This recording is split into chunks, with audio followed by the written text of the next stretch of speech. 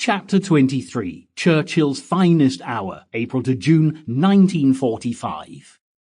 In April 1945, the Second World War was nearing its conclusion. In Europe, Allied armies were driving ever further into Nazi Germany from the east and west, and victory was quite literally within their sights. For Adolf Hitler, once the triumphant master of an empire that stretched from the Pyrenees to the Volga, the writing was on the wall. Now a Berlin recluse in his underground bunker, surrounded by only his most loyal supporters, the Führer's every word still meant life or death for the German people and the millions of foreign slave laborers and concentration camp inmates in Nazi captivity. Before the guns would be finally silenced, hundreds of thousands of innocent souls would perish in the flames and rubble of the dying Third Reich. On the opposite side of the world, Hitler's Axis partner, Imperial Japan, had been left reeling by the Americans fighting out in the Pacific theater of war.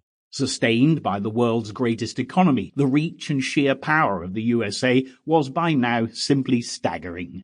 Huge amphibious armies, protected by massive naval forces, were leapfrogging across the Pacific ever closer to Japan, and giant B-29 bombers were raining fire and high explosives onto its cities. In the waters around Japan, American submarines had almost run out of ships to sink, and in the meantime, the Japanese population, some 90 million strong, faced economic collapse and starvation. In the Far East, British troops had recaptured Burma from the Japanese, who'd been in occupation since 1942. Back in London, Prime Minister Churchill was receiving equally encouraging news from the fighting on all fronts.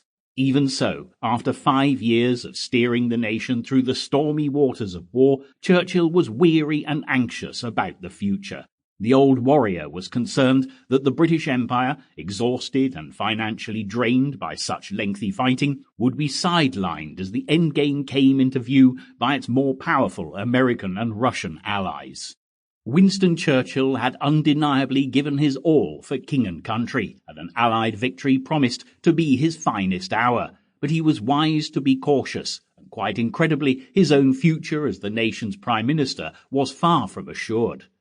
As April 1st, 1945 dawned, 3 weeks had passed since the first American troops had seized the Ludendorff Bridge over the River Rhine at Remagen before the Germans had been able to demolish it. The rest of the 46 road and rail bridges that had spanned the Rhine had all been blown up, and ironically, the Ludendorff Bridge collapsed under the shock of constant near misses by German artillery fire and air attacks, just 10 days after the First US Army had used it to secure a bridgehead on the east bank of the Rhine. The Rhine was the only major natural obstacle between the armies led by General Dwight D. Eisenhower, the Allied Supreme Commander in Europe, and the rest of Germany. Once the Rhine had been crossed, the rest of the German nation would be accessible, and Eisenhower's troops might well have reached Berlin before the Red Army, who had been held up at the River Oder, 90 miles beyond the city since the end of January.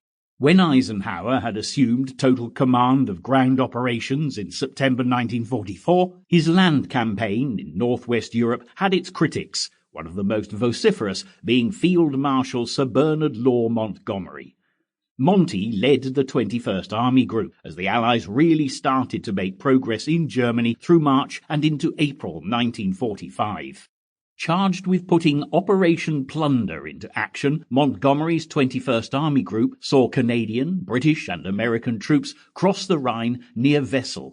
Montgomery's men captured all their objectives, sustaining only minor losses within hours. However, Operation Varsity, in which 2 Allied airborne divisions were dropped beyond the east bank of the Rhine, did not fare so well, suffering heavy casualties.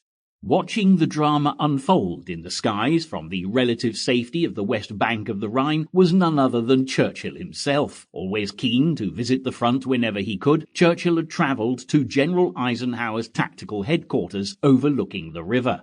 As ever, Churchill was determined to throw himself into the centre of the action, and much to Eisenhower's dismay, the British Prime Minister, now in his 70s, leapt into an American landing craft and crossed the Rhine.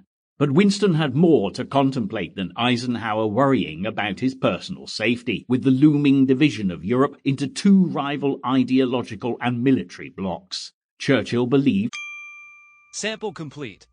Ready to continue?